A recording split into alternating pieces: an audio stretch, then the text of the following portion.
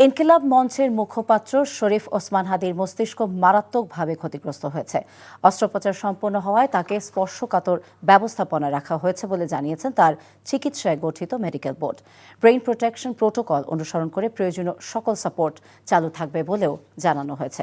12 জনের বিশেষজ্ঞ চিকিৎসক দলের বিবৃতিতে আরও জানানো হয়, বর্তমানে হাদির শারীরিক অবস্থা অত্যন্ত আশঙ্কাজনক। তার ফুসফুসে ইনজুরি রয়েছে। টেস্ট ড্রেইন টিউব দিয়ে অল্প পরিমাণে রক্ত নির্গত হয়, তা আপাতত চালু রাখা হয়েছে।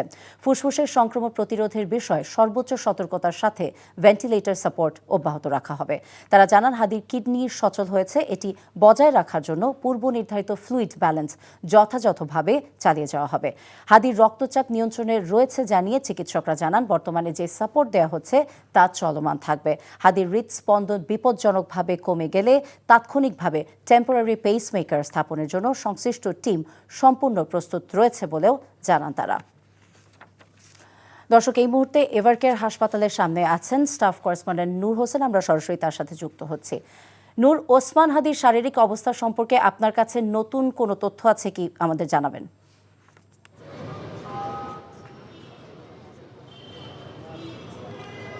নাহিদ, ওসমান হাদির শারীরিক অবস্থা সংকটাপন্ন, যেটি চিকিৎসকরা জানিয়েছেন।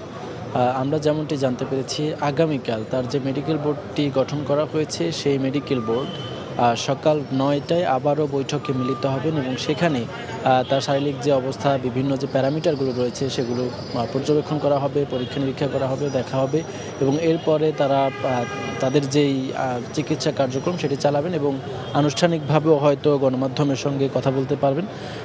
সেই সময় হয়তো আমরা জানতে পারবো যে ওসমান হাদির শারীরিক অবস্থা কেমন, সেটার কতটুকু উন্নতি ঘটেছে অথবা কোনো ধরনের অবনতি ঘটছে কিনা সেটি আমরা জানতে পারবো। তবে আজ পর্যন্ত তার মেডিকেল বোর্ড যেই বিবৃতিটি আমাদের কাছে পাঠিয়েছে, গণমাধ্যম কর্মীদেরকে কাছে পাঠিয়েছে, সেখানে ফুসফুস এবং তার ব্রেইনের কথা বলা হয়েছে, যেটি খুবই ক্রিটিক্যাল অবস্থায় রয়েছে, মারাত্মক ক্ষতিগ্রস্ত হয়েছে যেমনটি তারা জানিয়েছেন। তবে তারা তাদের দিক থেকে চেষ্টা করছেন এই দুটো বিষয় যাতে সেরে ওঠে এবং এখন পর্যন্ত তার যেই কিডনির কর্মক্ষমতা বা কার্যক্ষমতা সেটি কিছুটা ফিরে এসেছে, যেমনটি তাদের বিবৃতিতে আমাদেরকে জানিয়েছেন। তবে এই যে কয়েকটি প্যারামিটারে তার যে অবস্থাটা চিকিৎসকরা জানিয়েছেন, তারা বলছেন যে এই অবস্থার পরও আসলে তাকে সংকটাপন্ন নয় অথবা তার যে অবস্থা সেটি আশঙ্কাজনক, এমনটা আসলে তারা বলতে চাচ্ছেন। এটি ঠিক কতটা ফিরে আসতে পারে বা কতটুকু সুস্থ হতে পারে এ ব্যাপারে তারা আশাবাদী রয়েছেন এবং তারা তাদের জায়গা থেকে সর্বোচ্চ চেষ্টা করছেন, এমনটা তারা আমাদেরকে জানিয়েছেন। এর বাইরে কোনো ধরনের গুজব, কোনো ধরনের ভুল তথ্য, এই সমস্ত তথ্যে যাতে কেউ যাতে বিশ্বাস না করে, সেজন্য তাদের দিক থেকে তারা আহ্বান জানিয়েছেন এবং সবার কাছে আসলে চিকিৎসক বোর্ড দোয়া চেয়েছেন যে এই অবস্থা থেকে শরীফ ওসমান হাদি যদি সুস্থ হয়ে উঠতে চান, ফিরে আসতে চান, সেক্ষেত্রে সবার দোয়া প্রয়োজন এবং সৃষ্টিকর্তার কৃপা প্রয়োজন।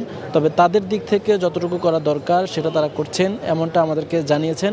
এছাড়া ওসমান হাদির যারা সমর্থক রয়েছেন এবং যারা তাকে পছন্দ করেন, তারা সেই সকাল থেকেই এভারকেয়ার হাসপাতালের সামনের যে জায়গা, সামনের যে সড়ক, এখানে ভিড় করছেন। তারা ওসমান হাদির জন্য দোয়া করছেন এবং তারা সবার কাছে, জাতির কাছে দোয়া চাচ্ছেন। নাই।